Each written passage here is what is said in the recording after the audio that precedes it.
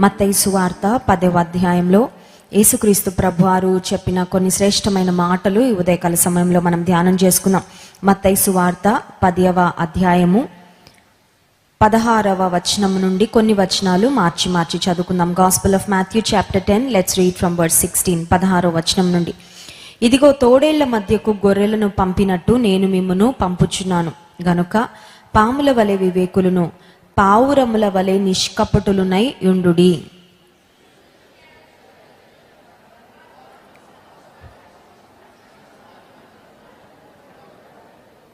వీరికిని అన్యజనులకును సాక్షార్థమై నా నిమిత్తము మీరు అధిపతుల యొద్దకు రాజుల యొద్దకు తేబడుదురు.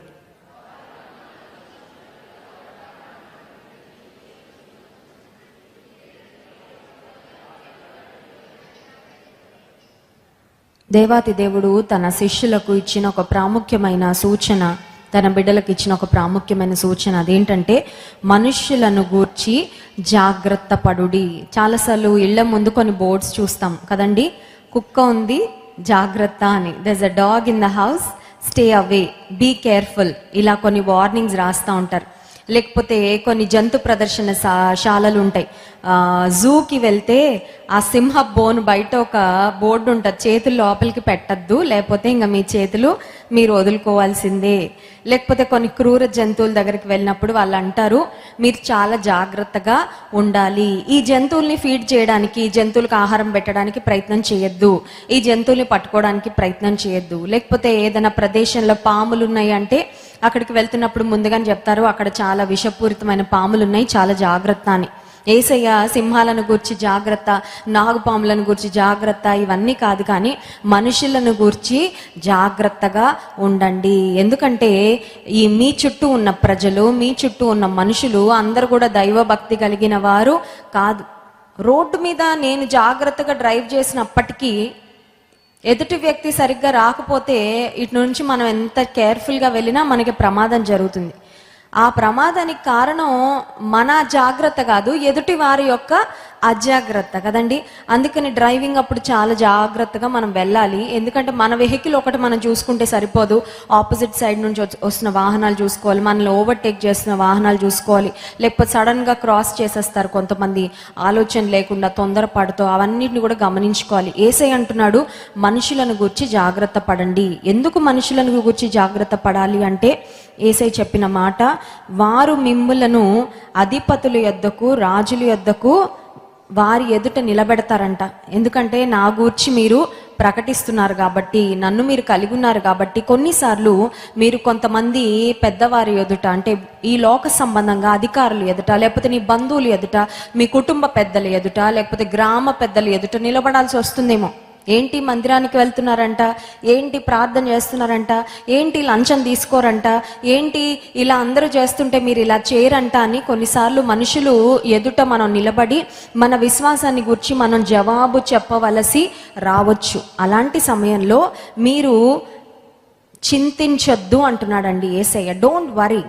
చింత చాలా విషయాలకు మనం చింతపడతాం, కానీ యేసయ్య దేని విషయం చింతపడద్దు అంటున్నారంటే మీరు ఏం మాట్లాడాలి అని చింతపడద్దు. చూడండి, ఇంటర్వ్యూ వెళ్ళే వారికి ఒకటే టెన్షన్ ఉంటుంది, అదేంటంటే ఏం చెప్తానో జవాబు.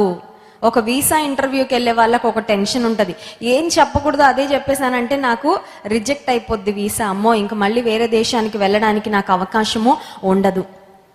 అధికారుల యొద్ద, ప్రధానుల యొద్ద మిమ్మల్ని నిలబెట్టి మీ విశ్వాసాన్ని గురించి ప్రశ్నిస్తున్నప్పుడు నేను ఏం చెప్పాలి అని చింతపడద్దు. ఎందుకు చింతపడకూడదంటే 19వ వచనంలో, వారు మిమ్మును అప్పగించినప్పుడు ఎలాగూ మాటలాడుదుము, ఏమి చెప్పుదుము అని చింతింపకుడి, మీరు ఏమి చెప్పవలెనో అది ఆ గడియలోనే మీకు అనుగ్రహింపబడును. హల్లెలూయా.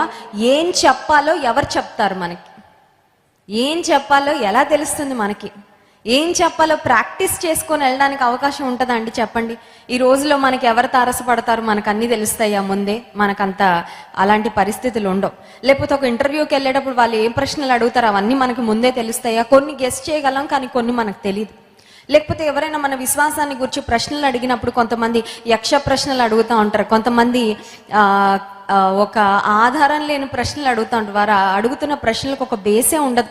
కొంతమంది ఆర్గ్యూ చేయాలనే మాట్లాడతారు. చూసారండి, కొంతమంది ఉంటారు, వాళ్ళు డిస్కషన్ మొదలుపెట్టి ఫైనల్గా ఆ డిస్కషన్ గొడవలో దింపాలనుకుంటారు. ఎందుకంటే వాళ్ళ ఇంటెన్షన్ ఏంటంటే దే వాంట్ టు ఫైట్. ఏదో ఒక రకంగా వాళ్ళు యుద్ధం చేయాలి. దాని కొరకు మనల్ని అలా అలా ఆ ప్రశ్న అడిగి ఈ ప్రశ్న అడిగి ఈ ప్రశ్న అడిగి ఆఖరికి ఎందులోకి దింపుతారంటే గొడవలోకి దింపుతారు. అలాంటి సందర్భంలో ఏం మాట్లాడాలి అని మీకు ఆలోచన వస్తుంది, ఏం మాట్లాడాలని మీరు చింతిస్తారు. కానీ యేసయ్య అంటున్నాడు, మీరు ఏం మాట్లాడాలని చింతించొద్దు. ఆ సమయం అందే, ఆ గడియలోనే దేవుడు మీరు ఏం మాట్లాడాలో అది మీకు అనుగ్రహిస్తాడు. హల్లెలూయా. దాన్ని ఏమంటారంటే సమయోచితమైన సహాయము అంటారు. హల్లెలూయా. మన దేవుడు సమయోచితమైన సహాయమును అనుగ్రహించేవాడు. ఇంగ్లీష్లో దాన్ని అంటారు టైమ్లీ హెల్ప్ అంటారు. ఏ టైంకి తగిన సహాయమో ఆ టైంకి. చూడండి, పారాషూట్ అంటారు, తెలుసు కదా మీకు, ఒక బెలూన్ లాగా ఉంటుంది. ఆ పారాషూట్ కొంతమంది ఫ్లైట్కి ఏదైనా ప్రమాదం ఉంటే, లేకపోతే ఒక ఎక్స్పెరిమెంట్గా, ఒక ఫన్ యాక్టివిటీగా ఫ్లైట్లో నుంచి దూకేసి పారాషూట్ బటన్ నొక్కుతారనమాట. బటన్ నొక్కగానే ఆ పారాషూట్ ఓపెన్ అవుతుంది. ఆ తర్వాత జాగ్రత్తగా అలా గాల్లో తేలుతూ తేలుతూ లాస్ట్కి ఎక్కడో సేఫ్ ప్లేస్లో వాళ్ళు ల్యాండ్ అవుతారు. ఇప్పుడు ఫ్లైట్లోంచి దూకాక ఆ బటన్ నొక్కుతుంటే పారాషూట్ ఓపెన్ అవ్వలేదు అనుకోండి, అప్పుడు పరిస్థితి ఎలా ఉంటుంది? అవుట్, అంతే కదా. ఇంకా నెక్స్ట్ ఏం జరుగుతుందా అని ఇంకా ఆలోచించుకునే లోపే అన్ని జరిగిపోతాయి. ఆ టైంలో అతనికి ఏం కావాలంటే సమయోచితమైన సహాయం కావాలి. ఆ స్విచ్, ఆ బటన్ నొక్కినప్పుడు అది ఎలా అయినా పని చేయాలి, లేకపోతే చాలా ప్రమాదం. జీవితంలో కూడా కొన్నిసార్లు అట్ దాట్ పర్టిక్యులర్ మూమెంట్, ఈ సమయానికి నాకు సహాయం కావాలి, ఈ సమయం అయిపోయాక మళ్ళీ సహాయం దొరికినా దానివల్ల ఉపయోగం ఉండదు. చూడండి, పొయ్యి మీద సడన్గా ఏదైనా పెట్టేస్తారు స్త్రీలు, సడన్గా అంటుకుపోయింది అనుకోండి, అంటుకుపోగానే సమయానుకూలమైన ఆలోచన రావాలి. ఆలోచన రాకపోతే ఏం చేయాలో తెలియక తికమక్క అయిపోయి కన్ఫ్యూజ్ అయిపోయి కొంతమంది ఇంకెక్కువ డ్యామేజ్ లేకపోతే ఇంకెక్కువ ఇబ్బందిని కలుగు చేసుకుంటూ ఉంటారు. ఎందుకంటే సమయోచితమైన ఆలోచన లేక. మన దేవుడు ఎలాంటి దేవుడు అంటే సమయోచితమైన సహాయమును అనుగ్రహించేవాడు, సమయోచితమైన మాటలను అనుగ్రహించి. నువ్వు ఏం మాట్లాడాలో కూడా దేవుడు నీకు బోధిస్తాడు. ఇంటర్వ్యూలో ఏం మాట్లాడాలో బోధిస్తాడండి. ఎస్, బోధిస్తాడు. ఎవరైనా నీ దగ్గరకు వచ్చి ఏదైనా సలహా అడిగితే వాళ్ళకి ఏం చెప్పాలో దేవుడు జ్ఞానం ఇస్తాడా? ఖచ్చితంగా జ్ఞానము ఇస్తాడు. నువ్వు ఉద్యోగం చేస్తున్నప్పుడు ఒక పని నువ్వు ఎలా చేయాలో, ఒక బాధ్యత ఎలా నిర్వర్తించాలో నీకు అనుభవం లేనప్పుడు, నీకు ఆలోచన లేనప్పుడు దేవుడు ఆలోచన చెప్తాడా? ఖచ్చితంగా దేవుడు ఆలోచన చెప్తాడు. హల్లెలూయా. నేను సేవకు రాకముందు, దైవజన్ జాన్ వెస్లీ గారితో వివాహం కాకముందు ఒక సాఫ్ట్వేర్ కంపెనీలో, ఒక టాప్ ఎంఎన్సీలో నేను సాఫ్ట్వేర్ ఇంజనీర్గా ఉద్యోగం చేస్తూ ఉండేదాన్ని. సో ఉద్యోగంలో చేరిన మొట్టమొదటి సంవత్సరం అంటే ఒక ఫ్రెషర్గా జాయిన్ అయ్యాను. అప్పటికి అంత అనుభవం లేదు, వర్క్ అంతా నాకు తెలీదు. ఒక నాన్ కంప్యూటర్ సైన్స్ బ్యాక్గ్రౌండ్ నుంచి నేను జాబ్లోకి వెళ్ళడం జరిగింది. కంప్యూటర్స్ గురించి అంత ఎక్కువగా నాకు తెలీదు, నేను నేర్చుకుంటా ఉన్నాను. ఆ సమయంలో నా పైనున్న అధికారి, నా పైనున్న లీడ్ ఎవరైతే ఉన్నారో ఆయనకి చెప్పేదాన్ని, మా దేవుడు గొప్పవాడు, మా దేవుడు ప్రార్థన ఆలకిస్తాడు, మా యేసయ్య ఇలాగా అలాగని చాలా చెప్పేదాన్ని. సడన్గా ఒకరోజు నా పైనున్న అధికారి, ఆయన ఒక వర్క్ చేస్తుంటే ఆయనకి రావట్లేదు అది. ఆయన నాకంటే ఒక 5 సంవత్సరాల అనుభవం ఎక్కువ, నాకంటే పైనున్న అధికారి. ఆ రోజు అన్నారు, ఒకసారి ఇటు రండి, వర్క్ రావట్లేదు, ఒకసారి చూడండి అన్నారు. ఆ సమయంలో నా మనసులో వెళ్తున్న ఆలోచనలు ఏంటంటే, నాకే ఏమీ రాదు, ఆయనకు 5 సంవత్సరాల అనుభవం ఉండే ఆయనకు రాంది నాకెలా వస్తుంది? నేను ఇప్పుడిప్పుడే నేర్చుకుంటున్నాను, నేను ఇప్పుడే చదువు ముగించుకొని ఉద్యోగానికి వచ్చాను. ఇప్పుడు ఆయనకి రాని వర్క్ నన్ను అడుగుతున్నారంటే, దేవా నువ్వు నాకు సహాయం చేయకపోతే నా వల్ల కాదు. నేను కూర్చున్న సీట్ నుంచి నా పై అధికారి ఉన్న సీట్కి ఒక 5-6 అడుగులు వేయాలంతే. ఈ 5-6 అడుగులు వేసే లోపల చిన్న ప్రార్థన చేసుకున్నాను మనసులో, ప్రభు నాకు ఏం చెయ్యాలో ఏమీ తెలీదు, కానీ సమయోచితమైన ఆలోచన నీవు అనుగ్రహించి. ఆ 2 క్షణాలే ఉందండి, ప్రార్థన చేసుకోవడానికి కూడా ఎక్కువ టైం లేదు. ఇలా వచ్చి శుక్రవారం ఉపవాస ప్రార్థనలో పెట్టుకొని మళ్ళీ ఆఫీస్కి వెళ్ళడానికి అంత టైం నాకు లేదు. పోనీ ఒక రాత్రంతా ప్రార్థనలో గడిపి తర్వాత పొద్దునెళ్ళి వర్క్ చేద్దామంటే అవకాశం లేదు. సరే, ఆ 4 అడుగులు వేసే లోపే ప్రార్థన చేసుకున్న, ప్రభు నాకు సహాయం చేయి, నన్నైతే నువ్వు సిగ్గుపడా నివ్వకు, నేనైతే నీ గురించి చాలా గొప్పగా చెప్తున్నానయ్యా, నువ్వు నాకు సహాయం చేయాలి, నువ్వు నా తల ఎత్తాలి. సరే వెళ్ళాను. వెళ్ళిన తర్వాత దేవుడు అంటున్నాడు, మౌస్ పట్టుకున్నా. కంప్యూటర్కి ఒక మౌస్ ఉంటుందండి, అంటే మన ఎలుక కాదు, కంప్యూటర్కి మౌస్ ఉంటుంది కదా, కంప్యూటర్ ఆపరేట్ చేసే వాళ్ళందరికీ తెలుసు. ఆ మౌస్ పట్టుకున్నాను ఏదో వచ్చినట్టు. పట్టుకోగానే దేవుడు అంటున్నాడు, అది నొక్కు, ఇది నొక్కు, అక్కడికి వెళ్ళు, ఇక్కడికి వెళ్ళు, ఇది చెయ్యి, అది చెయ్యి అని ఎవరో నా పక్క నుండి నాకు చెప్తే ఎలా ఉంటుందో దేవుడు అలా చెప్తున్నారండి. అది చేశాను, ఇది చేశాను. సరే రన్ చేయగానే ఎగ్జాక్ట్గా అది రన్ అయిపోయిందండి. హల్లెలూయా. ఏ పని జరగాలో ఆ పని జరిగిపోయిన తర్వాత ఇంకా అప్పటి నుంచి నా పై అధికారికి ఒక ఇంప్రెషన్ పడిపోయింది ఏంటంటే ఈవిడకి అన్నీ తెలుసని. కానీ మ్యాటర్ ఏంటంటే నాకు అన్నీ తెలీదు. కానీ సమయోచితమైన సహాయం ఎవరిస్తున్నారంటే నా పరలోకపు తండ్రి ఇస్తున్నాడు. హల్లెలూయా. నీ ఉద్యోగంలో నీకు సమయోచితమైన సహాయం కావాలా? ఒక అధికారి ఎదుట నిలబడినప్పుడు, మాట్లాడవలసి వచ్చినప్పుడు సమయోచితమైన సహాయం కావాలా? ఒకవేళ మనుషులు నిన్ను వారి ఎదుట నిలబెట్టి ఒక తప్పిదస్తునిగా, నేరస్తునిగా నిన్ను నిందిస్తూ ఉన్నప్పుడు, అవమానిస్తూ ఉన్నప్పుడు నువ్వు ఏం మాట్లాడాలో తగిన ఆలోచన లేనప్పుడు నీకు సమయోచితమైన సహాయం కావాలా? నీ విశ్వాసాన్ని గురించి ఎవరైనా ప్రశ్నించి నీ దేవుడు ఎలాంటి వాడు, నీ దేవుడు ఏం చేశాడు, నీ దేవుడు ఏంటి అని అడిగితే నీకేం చెప్పాలో సమయోచితమైన ఆలోచన కావాలా? దేవుడు అంటున్నాడు, మీరేమి చెప్పవలెనో అది ఆ గడియలోనే మీకు అనుగ్రహింపబడును. నాలుకలో చాలా శక్తి ఉందండి. ఆమేన్. నాలుకలో చాలా శక్తి ఉంది. There is great power in the tongue. నాలుకలో ఎందుకు శక్తి ఉంది? సైంటిస్ట్ చెప్తారు, దేహంలో అత్యంత బలమైన కండరం మన నాలుకలో ఉంటుందంట. తెలుసా? కొంతమంది అంటారు కదా, నాలుక కోసేస్తానంటారు. అమ్మలు పిల్లల్ని భయపెట్టాలంటే అంటారు, అబద్ధం చెప్పావనుకో నాలుక కోసేస్తానంటారు కదా. కానీ నాలుక కోయడం అంత ఈజీ కాదండి. ఎందుకంటే చాలా స్ట్రాంగ్ మసిల్, బలమైన కండరం నాలుకలో ఉంటుందంట. కానీ దేవుని వాక్యం చెప్తుంది, నోరు, మన నాలుక అత్యంత శక్తివంతమైనది. కారణం జీవ మరణములు నాలుక వశము. హల్లెలూయా. జీవ మరణములు నాలుక వశం. It's like an on and off switch. ఈ నాలుకతో జీవపు మాటలు పలికితే నీ జీవితము సంతోషంతో, ఆనందముతో, సమృద్ధి అయిన జీవంతో ముందుకు వెళ్తుంది.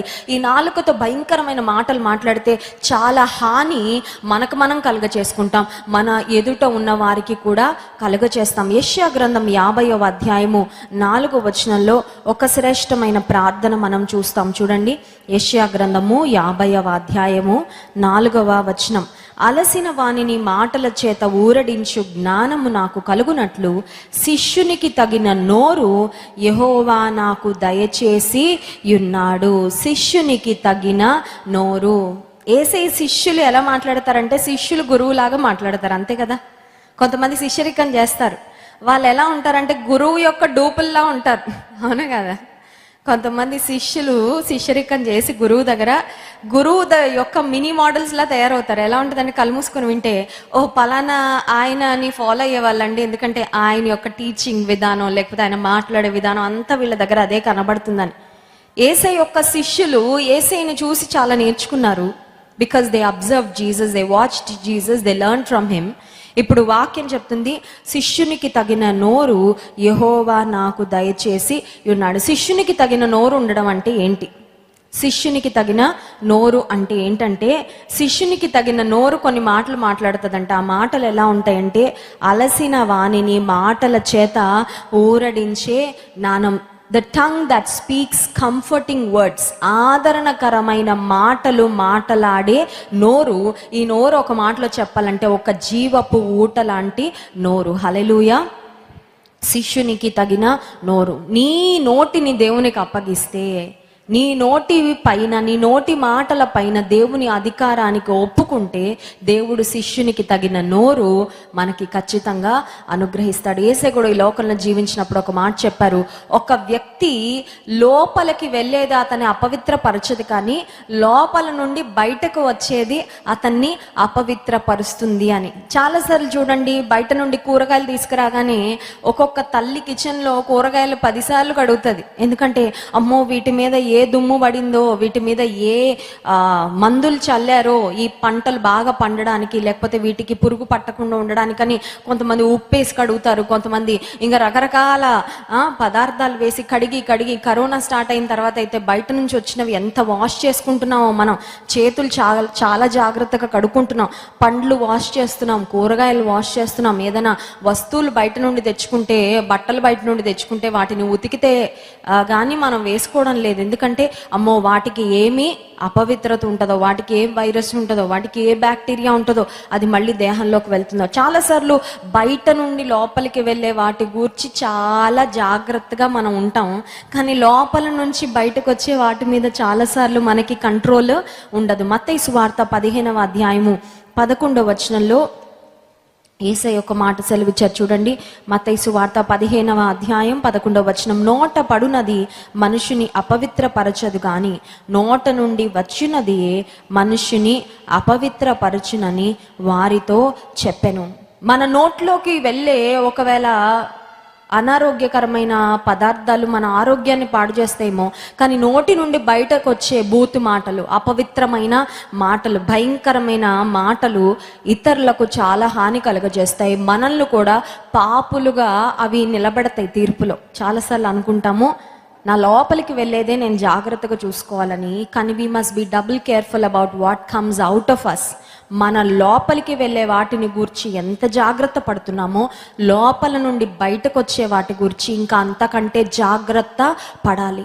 చూడండి, పిల్లలు కుళ్ళిపోయిన ఏదైనా పండు తీసుకొని తింటుంటే ఊరుకుంటామా?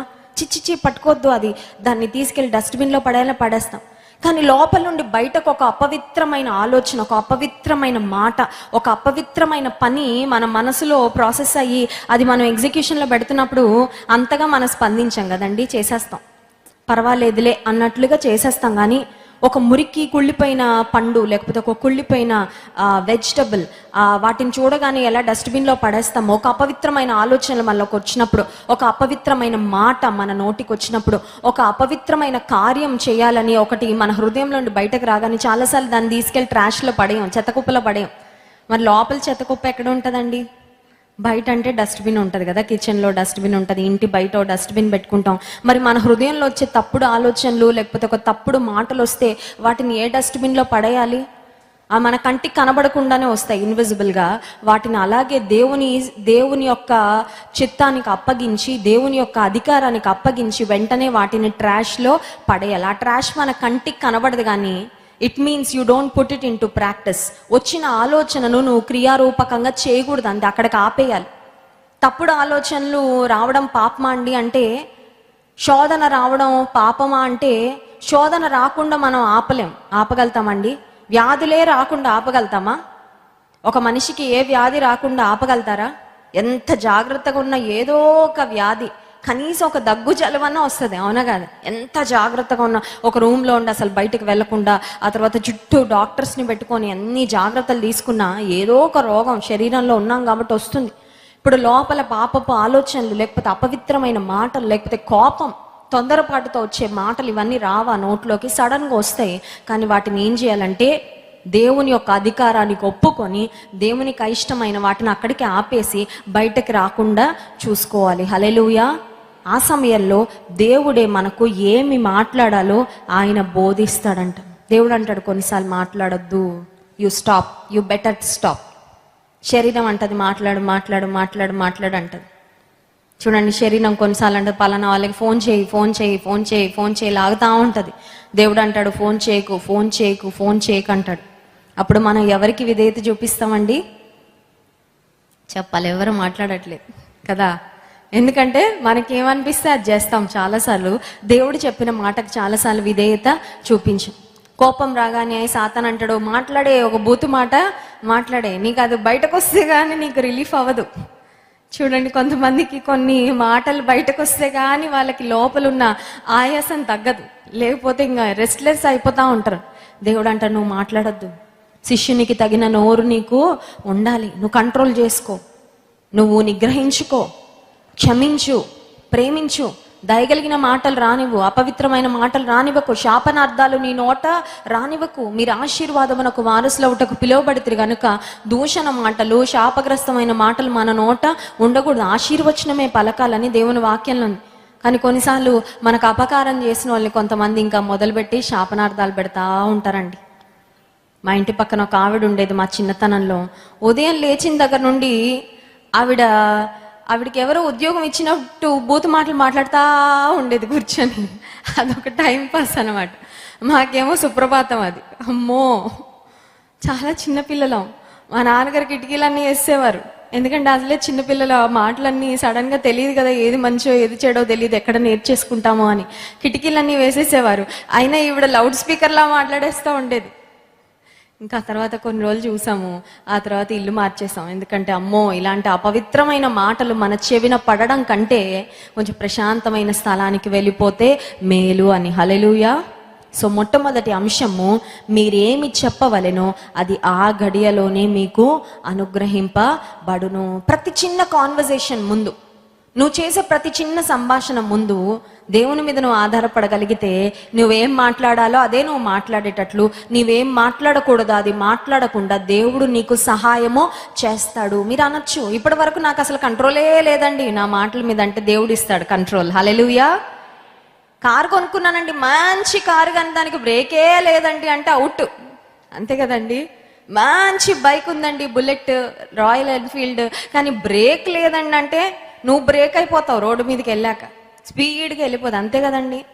చాలాసార్లు మనలో ఈ బ్రేక్ ఉండదు. ఆ బ్రేక్ అంటే ఏంటంటే నిగ్రహ శక్తి, దేవుని అధికారానికి అప్పగించుకోవడం. వచ్చినవన్నీ మాట్లాడేస్తే, వచ్చిన ఆవేశం అంతా బయటకు చూపించేస్తే, ఒక మూర్ఖుని వలె మాట్లాడితే, అపవిత్రమైన మాటలు మాట్లాడితే, వాటి వలన దేవునికి ఎంత అవమానమో, ఎంత డ్యామేజ్ కలుగుతుందో కదండి. డ్యామేజ్ చేసేయడం ఈజీ, కానీ రిపేర్ చేయడం కష్టం.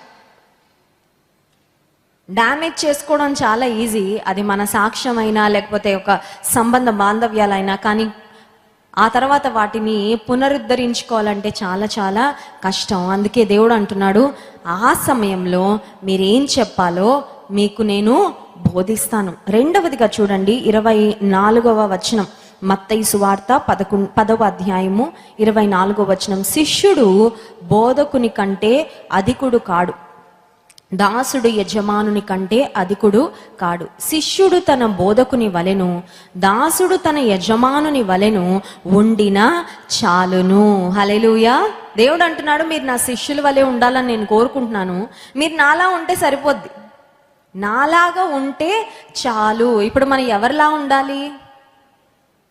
పిల్లలకి తల్లిదండ్రుల పోలికలు, పిల్లలు పుట్టగానే వచ్చిన వాళ్ళందరూ ఒక డైలాగ్ వేసి వెళ్తారు, అచ్చు వాళ్ళ నాన్నలాగే ఉన్నాడండి, అచ్చు వాళ్ళ అమ్మ పోలిక అండి అంటే, అమ్మ నాన్న ఎంత మురిసిపోతారో, అబ్బా నాలా పుట్టేశాడు, నాలా పుట్టిందని ఎంత ఆనందపడిపోతారు. ఇప్పుడు మనలో ఎవరి పోలిక కనబడాలి? అమ్మ పోలిక, నాన్న పోలిక, తాత పోలిక, ఇవన్నీ కాదండి. ఈ పోలికలను బట్టి మనం మురిసిపోతాం, కానీ పరలోకపు తండ్రి సంతోషించాలంటే మనలో దేవుని పోలిక కనబడాలి. హల్లెలూయా. దేవుని పోలిక మనలో ఎప్పుడైనా కనబడిందా? దేవుని పోలిక, దేవుని యొక్క లక్షణాలు మనలో ఎప్పుడైనా కనబడ్డాయా? యేసయ్య చెప్తున్న మాట, శిష్యుడు తన బోధకుని వలె, దాసుడు తన యజమానుని వలె ఉండిన చాలు. అసలు యేసయ్య ఎలా ఉన్నాడో ఎలా తెలుస్తుందండి? యేసయ్య ఎలా ఉన్నారో ఎలా తెలుస్తుంది? యేసయ్య యొక్క లక్షణాలు ఎలా తెలుసుకోవచ్చు? యేసయ్య ఎలా మాట్లాడారో ఎలా తెలుస్తుంది? యేసయ్య ఎవరితో ఫ్రెండ్షిప్ చేశారో ఎలా తెలుస్తుంది? యేసయ్య ఒక సమయం వచ్చినప్పుడు, ఒక సందర్భం వచ్చినప్పుడు ఆయన ఎలా వ్యవహరించారు, ఆయన సమస్యలు వచ్చినప్పుడు వాటితో ఎలా డీల్ చేశారో ఎలా తెలుస్తుందంటే ఆయన వాక్యాన్ని పఠించడం ద్వారా. హల్లెలూయా. మత్తయి, మార్కు, లూకా, యోహాను 4 సువార్తలు క్షుణ్ణంగా చదివితే యేసు ప్రభు యొక్క జీవిత వివరాలు చాలా స్పష్టంగా ఈ 4 సువార్తలలో మనము చదవచ్చు. ఒకవేళ if you are a new believer, కొత్తగా ప్రభు నందు విశ్వాసం ఉంచిన వాళ్ళు న్యాయాధిపతుల గ్రంథం, రాజుల గ్రంథం, ఈ లేవీకాండం ఇవన్నీ చదివితే కొంచెం అర్థం కాదు, కన్ఫ్యూజన్గా ఉంటుంది. ఇవన్నీ ఏంటి నాకు అర్థం అవ్వట్లేదు, చదివిన అధ్యాయం మొత్తంలో ఒక లైన్ అర్థం అవుతుంది, ఇంకేం అర్థం అవ్వట్లేదు. సువార్తలు చదివితే చాలా స్పష్టంగా మనకి యేసయ్య యొక్క జీవితము, యేసయ్య యొక్క పుట్టుక, ఆయన యొక్క జీవితము, ఆయన మరణము, ఆయన పునరుత్థానము, ఆయన యొక్క బోధలు, ఆయన యొక్క ప్రసంగాలు, ఇవన్నిటిని కూడా చాలా స్పష్టంగా మనము గమనించవచ్చు. శిష్యుడు తన బోధకుని వలె ఉంటే, దాసుడు తన యజమానుని వలె ఉంటే చాలు. 1 పేతురు పత్రిక 2వ అధ్యాయం 21వ వచనంలో ఒక మాట వ్రాయబడింది చూడండి. 1 పేతురు పత్రిక 2వ అధ్యాయము 21వ వచనం. క్రీస్తు కూడా మీ కొరకు బాధపడి మీరు తన అడుగు జాడలి యందు నడుచుకొనున్నట్లు మీకు మాదిరి ఉంచి పోయెను. Jesus is our example.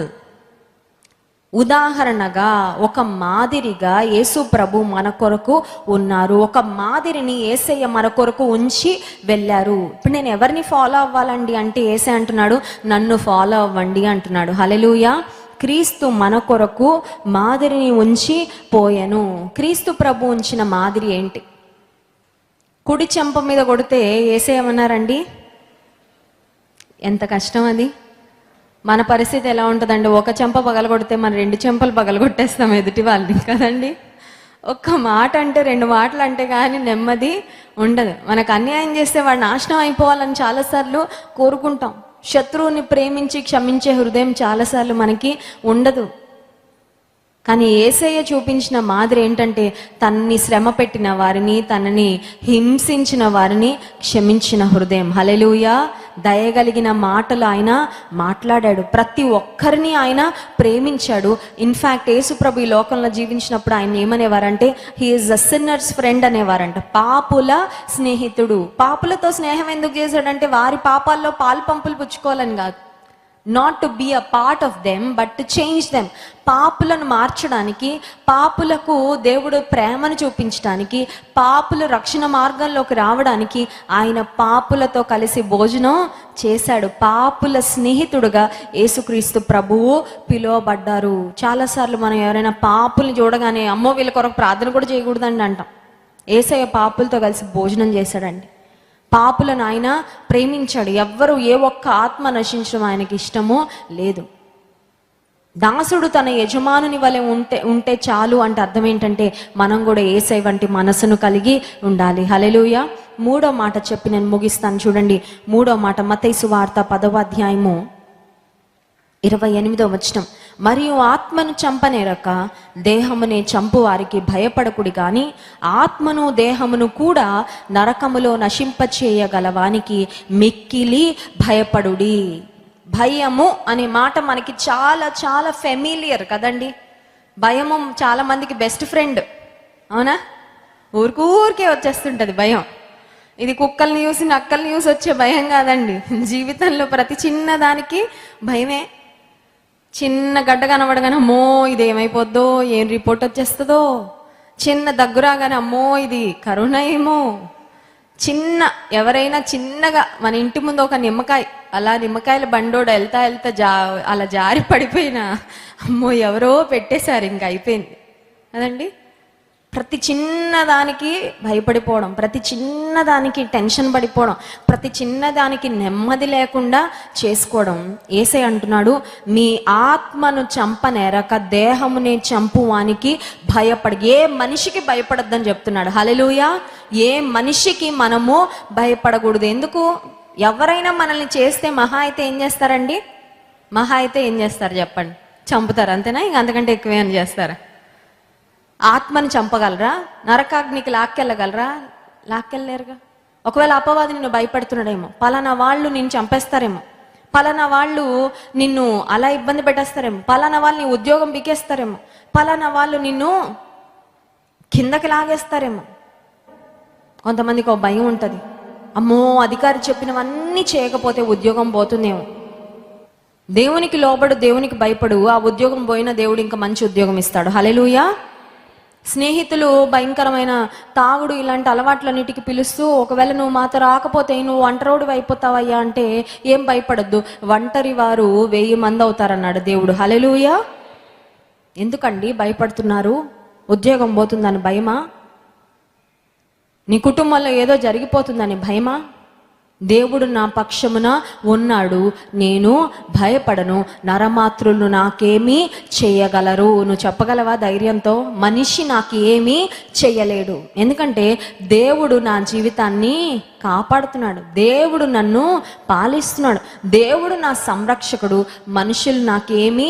మనుషులు ఎన్నైనా యత్నించవచ్చు యత్నాలు, మనుషులు ఎన్నైనా మాట్లాడచ్చు మాటలు, కానీ నా దేవుని కాపుదల నాకు ఉన్నంత వరకు నన్ను ఎవరు కూడా ఏమీ చేయలేరు. ఇంకొక శ్రేష్టమైన మాట చూడండి, 29వ వచనంలో, 2 పిచ్చుకలు కాసుకు అమ్మబడును కదా, అయినను మీ తండ్రి సెలవు లేక వాటిలో ఒక్కటైనను నేలను పడదు, మీ తల వెంట్రుకలన్నీ లెక్కింపబడి ఉన్నవి గనుక మీరు భయపడకుడి, మీరు అనేకమైన పిచ్చుకల కంటే శ్రేష్ఠులు. దేవుడు పిచ్చుకలనే కాపాడుతున్నాడు, అవునా కదా? దేవుడు కాకులనే కాపాడుతున్నాడు. దేవుడు ఆకాశ పక్షులన్నింటినీ పోషిస్తున్నాడు. ఎన్ని ఉంటాయండి ఆకాశ పక్షులు? How many birds? చాలా, లెక్క పెట్టలేనన్ని. ఏమన్నా మీకు దారిలో వస్తున్నప్పుడు మందిరానికి ఆహారం లేక బక్క చిక్కిపోయి రోడ్డు మీద పడిపోయి ఏమైనా కనబడ్డాయండి? మనకెప్పుడు కనబడలా. మనకెప్పుడు పక్షులు కనబడినా హ్యాపీగా ఎగురుతూ ఉంటాయి, హ్యాపీగా చాలా స్వేచ్ఛగా తిరుగుతూ ఉంటాయి. We just see them enjoying their life. మరి వాటిని ఎవరు కాపాడుతున్నారు, వాటిని ఎవరు పోషిస్తున్నారు, వాటిని ఎవరు సంరక్షిస్తున్నారంటే పరలోకపు తండ్రి. దేవుడు అంటున్నాడు, పిచ్చుకల్నే నేను జ్ఞాపకం చేసుకుంటున్నాను, నిన్ను జ్ఞాపకం చేసుకోనా? మీరు అనేకమైన పిచ్చుకల కంటే శ్రేష్ఠులు. నీ శ్రేష్టత నీకు తెలియట్లేదు, కానీ నీవు దేవుని దృష్టిలో చాలా చాలా శ్రేష్టమైన వ్యక్తివి. హల్లెలూయా. నువ్వు అనుకుంటున్నావు నా జీవితం వేస్ట్ అని. దేవుడు అంటున్నాడు, నువ్వు నాకు చాలా విలువైన వ్యక్తివి, నువ్వు నా దృష్టిలో చాలా శ్రేష్టమైన వ్యక్తివి. You have a big place in my heart. దేవుడు అంటున్నాడు, నీకు నా హృదయంలో చాలా గొప్ప స్థానము ఉంది. మీరు అనేకమైన పిచ్చుకల కంటే శ్రేష్ఠులు. మీ తల వెంట్రుకలన్నీ లెక్కింపబడి ఉన్నవి. తల వెంట్రుకల లెక్క ఎప్పుడెప్పుడు మారుతూ ఉంటుంది చెప్పాలి, చెప్పండి. తల వెంట్రుకల లెక్క ఎప్పుడు మారుతుంది? తల దువ్వినప్పుడల్లా మారుతుంది, అవునా? స్త్రీలకు అట్లీస్ట్. కొంతమందికి ఉంటాయేమండి స్ట్రాంగ్ హెయిర్ అండ్ యూజువల్గా డాక్టర్స్ ఏమంటారంటే రోజుకి ఒక 100 జుట్టు రాలిపోతాయంట, కానీ మళ్ళీ వచ్చేస్తూ ఉంటాయంట. ఒక 100 హెయిర్ వరకు ఊడిపోయినా దట్స్ నార్మల్ అంట, టెన్షన్ పడిపోకర్లే. కొంతమంది జుట్టు రాలుతూ ఉంటే టెన్షన్ పడి ఇంకా రాల్చుకుంటూ ఉంటారు. ఊడిపోతున్నాయి అంటే ఆ స్ట్రెస్కి ఇంకా రాలిపోతూ ఉంటాయి కదండి. మన ప్రేయర్ రిక్వెస్ట్లో కొంతమంది పెడతారు, అక్క నాకు హెయిర్ లాస్ ఉందక్క ప్రార్థన చేయండి అని. సరే, ప్రతి చిన్నదానికి దేవుని మీద ఆధారపడము మంచిదే. దేవుడు ఏంటి, నేనేమన్నా హెయిర్ డాక్టర్ అనుకుంటున్నావా? ట్రైకాలజిస్టా? నా దగ్గరకు వస్తున్నామని అనడండి. దేవుడు శిరస్సు నుంచి పాదం వరకు ఏ అనారోగ్యం ఉన్నా దేవుడు జ్ఞాపకం చేసుకుంటాడు, స్వస్థపరుస్తాడు. ఆయనకి ఏ చిన్నది చిన్న విషయం కాదు. నువ్వు ఏ చిన్నది ఆయన దగ్గర తీసుకొచ్చినా ఆయన నీ ప్రార్థన వింటాడు. అలాగని జుట్టు గురించి ఆలోచించి, హృదయం గురించి ఆలోచించడం మర్చిపోదు. కొంతమంది జుట్టు కొరకు ప్రార్థన చేసుకుంటారు, రంగు కొరకు ప్రార్థన చేసుకుంటారు, ఎత్తు కొరకు ప్రార్థన చేసుకుంటారు, సన్నగవ్వాలని ప్రార్థన చేసుకుంటారు, కానీ స్పిరిచువల్గా ఉండాలని మాత్రం ప్రార్థన చేసుకోరు.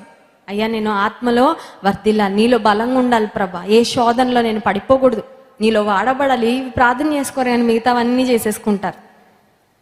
అవన్నీ నీకు వచ్చిన ఆత్మ సంబంధంగా నువ్వు దేవునికి దగ్గరగా లేకపోతే అవన్నీ వేస్టే. ఎందుకంటే ఈ దేహం ఒకరోజు మట్టిలోకి వెళ్ళిపోయేదే, ఈ దేహం ఒకరోజు క్షీణించి పోయేదే. నువ్వు ఎంత యంగ్గా ఉండాలనుకున్నా ఓల్డ్ అవుతానే ఉంటావు. ఈ హెయిర్ ఎంత నల్లగా ఉండాలనుకున్నా తెల్లగా అవుతుంది ఏదో ఒక రోజు. ఎంత స్ట్రాంగ్ ఉండాలనుకున్నా రాను as days go by ageing అనేది అవుతుందండి. వయసు పెరుగుతున్న కొద్దీ శరీరంలో బలం కూడా తగ్గుతుంది, కానీ ఆత్మలో బలవంతులుగా ఉండాలని మనం ఆశపడాలి, కోరుకోవాలి. హల్లెలూయా. సో 3వ మాట, ఆత్మను చంపనేరక దేహమును చంపు వారికి భయపడద్దు. కానీ ఎవరికి భయపడాలంటే ఆత్మను దేహమును నరకములో నశింపచేయగలవానికి మిక్కిలి భయపడుడి. దేవుడు ఎవరికి భయపడాలంటున్నాడంటే ఆయనకు భయపడమంటున్నాడు. హల్లెలూయా.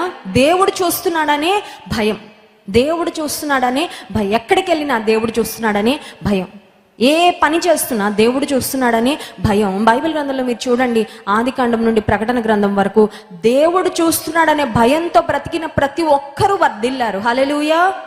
యోసేపు ఒక్కడే ఐగుప్తు దేశానికి బానిసగా అమ్మివేయబడ్డాడు. ఎవరున్నారు యోసేపును చూస్తూ? అమ్మ లేదు, నాన్న లేదు, అన్నలు లేరు, కుటుంబీకులు ఎవ్వరు లేరు, బంధువులు ఎవ్వరు లేరు. యోసేపును గురించి చూసి వాళ్ళ నాన్నగారికి ఫోన్ చేసి మీ అబ్బాయి ఇక్కడ ఇలా ఉన్నాడండి అని రిపోర్ట్ ఇవ్వడానికి కూడా ఎవ్వరు లేరండి. కానీ యోసేపులో ఒకటి ఉండిపోయింది, అదేంటంటే దేవుని భయం. దేవుడు చూస్తున్నాడనే భయం ఉంది. అందుకే యోసేపు ఫలించడి కొమ్మగా వర్ధిల్లాడు. హల్లెలూయా. ఫలించాడంటండి, అంతే. యోసేపు ఎక్కడ ఉంటే, ఏ ఇంట్లో ఉంటే ఆ ఇంట్లో దీవెనంట. యోసేపు పొతీఫర్ ఇంట్లో ఉంటే పొతీఫరు అతనికి కలిగిన వాటన్నిటినీ యోసేపును బట్టి దేవుడు ఆశీర్వదించాడు. సో చుట్టూ ఉన్న వారు గుర్తించారు, హీ ఈజ్ సంథింగ్ స్పెషల్, ఇతను చాలా ప్రత్యేకమైన వాడు, ఇతను వర్ధిల్లే అనుభవంతో ఉన్నాడు. కారణం ఏంటంటే యోసేపు దేవునికి భయపడ్డాడు. ఈ శుక్రవారం ప్రార్థనకి ఎందుకు వచ్చామో తెలుసా అండి? ఆశీర్వాదాలు మోసుకెళ్ళడానికి మాత్రమే కాదు, ప్రార్థనలకు జవాబులు పొందుకొని వెళ్ళడానికి మాత్రమే కాదు, స్వస్థత పొందుకోవడానికి మాత్రమే కాదు, దైవ భయమును కూడా నింపుకొని వెళ్ళడానికి వచ్చాం. హల్లెలూయా. దేవుని గుర్చిన భయము it should constantly be there. ప్రతి విశ్వాసులు ఎప్పుడు కూడా ఉండాలి. కొన్నిసార్లు చిన్నగా భయం పోతుంది. భయం అంటే దేవుని చూసి వణికిపోవడం కాదండి. It's a reverential fear. గౌరవముతో కూడిన భయము, భక్తి. దేవుడు చూస్తున్నాడు అనే గ్రహింపు, దేవుని ఆజ్ఞలను, దేవుని యొక్క న్యాయ విధులను ధిక్కరించకూడదు అనే భయము, దేవుడు ఒకరోజు తీర్పు తీరుస్తాడు అని జ్ఞాపకము ఉన్నప్పుడు, దేవుడు ప్రతిఫలం ఇచ్చేవాడు అని జ్ఞాపకం ఉన్నప్పుడు, దేవుడు గమనిస్తున్నాడు అని జ్ఞాపకం ఉన్నప్పుడు, దేవునికి ఒకరోజు నేను ప్రతిదానికి లెక్క అప్పచెప్పాలి అని జ్ఞాపకం ఉన్నప్పుడు, దేవుడు నా జీవితంలో ప్రతి చిన్న విషయాన్ని ఆయన చూస్తున్నాడు, పట్టించుకుంటున్నాడు అని జ్ఞాపకం ఉన్నప్పుడు, నా జీవితము ద్వారా దేవుని గణపరచాలని ఆలోచన ఉన్నప్పుడు, అప్పుడు మనం నిజంగా ఆయన యందు భయభక్తులు కలిగి ఉన్నవారం అవుతాం. దేవుడు అంటున్నాడు, ఆత్మను చంపనేరక దేహమునే చంపు వారికి భయపడద్దు, కానీ ఆత్మను దేహమును రెండిటి నరకములో పడవేయగలిగిన వానికి భయపడండి. ఉదయకాల సమయంలో అడుగుదాం, ప్రభువా నాకు నీ యందు భయభక్తులు ఇవ్వు, నాకు భయభక్తులు ఇవ్వు. ఎందుకంటే యెహోవా యందు భయభక్తులే ప్రతి ఆశీర్వాదానికి మూలం. హల్లెలూయా. చాలాసార్లు పిల్లల గురించి ఏం ప్రార్థన చేస్తాను తెలుసా అండి? నా పిల్లలు మంచి విద్యావంతులుగా చేయ ప్రభా. నేను కూడా చేస్తానండి ఆ ప్రార్థన. ఇంకేం ప్రార్థన చేస్తాం? నా పిల్లలకు మంచి ఆరోగ్యం ఈ ప్రభా. నేను కూడా చేస్తాను ఆ ప్రార్థన. నా పిల్లలు ఉన్నత స్థితికి వెళ్ళాలి ప్రభా. ఎస్, మనందరం చేస్తాం ఆ ప్రార్థన. కానీ అన్నిటికంటే ప్రాముఖ్యంగా ఏం అడగాలి తెలుసా? నా పిల్లలు నీ యందు భయభక్తుల్లో ఉండాలి ప్రభా. హల్లెలూయా. ఎందుకంటే ఆయన యందు భయభక్తులు కలిగి ఉంటే ఆశీర్వాదాలు అన్నీ ఇస్తాడు దేవుడు. మీరు ఆయన రాజ్యమును, నీతిని మొదట వెదకుడి, అప్పుడు అవన్నీ మీకు అనుగ్రహించబడును. కళ్ళు మూసుకోండి, ప్రార్థన చేసుకుందాం. అడుగుదాం, ప్రభా చాలాసార్లు వ్యర్థమైన వాటికి భయపడుతున్నంతగా నీ ఎడల భయభక్తులు నాకు లేవయ్యా. నిన్ను గూర్చిన ఆలోచన, నిన్ను గూర్చిన ధ్యానము నా జీవితంలో, నా మార్గాలలో, ప్రతి విషయంలో నీ అధికారానికి ఒప్పుకోలేకపోతున్నా ప్రభువా. నా మార్గాలన్నిటిలో నీ అధికారానికి ఒప్పుకోలేకపోతున్నాను. ఈ సన్నిధిలో నన్ను నేను అప్పగించుకుంటున్నా ప్రభువా. ఆత్మను దేహమును నరకములో పడవేయవానికి భయపడు అన్నావు ప్రభువా. నీ యందు భయభక్తులు నాకు ఇవ్వయ్యా. Lord, fill me with the fear of the Lord. నీ యందు భయభక్తులు కలిగి ఉండడానికి సహాయం చేయి. నా బిడ్డలు, నా కుటుంబం నీ యందు భయభక్తులు కలిగి ఉండడానికి సహాయం చేయి ప్రభా. అడుగుదాం ప్రభుని. వ్యర్థమైన వాటికి భయపడుతున్నాం, కానీ అధికారులకు భయపడుతున్నాము, వ్యాధులకు భయపడుతున్నాం, జంతువులకు భయపడుతున్నాం. కొన్నిసార్లు చిన్న చిన్న పురుగులను చూసి భయపడుతున్నాం, కానీ దేవుడు అంటే భయభక్తులు ఉండడం లేదు మన జీవితాలలో. ఎవరో నీకేదో కీడు చేస్తారని భయపడుతున్నావు, కానీ దేవుని యందు భయభక్తులు నీకు ఉండడం లేదు. అందుకే నువ్వు ఏది భయపడుతున్నావో, నేను భయపడినది నా మీదకి వచ్చినన్నట్లుగా కొన్నిసార్లు భయపడినవి జరుగుతున్నాయి జీవితంలో. దేవుని ఎడల భయభక్తులు కలిగి ఉంటే దేవుడు అంటున్నాడు, నిన్ను భద్రపరిచేవాడని నేను, నీ తల వెంట్రుకలన్నీ లెక్కించాను, అంతగా నిన్ను ప్రేమిస్తున్నాను. అవును ప్రభువా, నీ ప్రేమ గొప్పదయ్యా, నీకు స్తోత్రాలు. ఉదయకాల సమయంలో మీ వాక్యం ద్వారా మాతో మాట్లాడినందుకు మీకు వందనాలు చెల్లించుకున్నాం. శిష్యునికి తగిన నోరు మాకు ప్రభా. కత్తిపోటు వంటి మాటలు మాట్లాడకుండా, ఇతరులను గాయపరిచే మాటలు మాట్లాడకుండా, ఇతరులను తగ్గించే మాటలు మాట్లాడకుండా, గర్వపు మాటలు మాట్లాడకుండా ప్రభా మా నోటిని నీకు అప్పగించుకుంటున్నామయ్యా. ఏ సమయంలో ఎలా మాట్లాడాలో మీరే తగిన ఆలోచన, తగిన జ్ఞానము మాకు అనుగ్రహించండి. శిష్యునికి తగిన నోరు, అలసిన వారిని ఊరడించు మాటలు మాట్లాడే జ్ఞానం మాకు ఇవ్వు ప్రభువా. నిన్ను పోలి మేము నడుచుకోవడానికి మాకు సహాయం చేయండి. విన్న వాక్యం మా హృదయాల్లో ఫలింపచేయండి. మిమ్మల్ని స్తుతించి ఆరాధించబోతుండగా ఆరాధన ఆత్మతో మమ్మల్ని నింపండి. యేసుక్రీస్తు ప్రభువారి శ్రేష్టమైన నామంలో ప్రార్థిస్తున్నాం తండ్రి, ఆమేన్.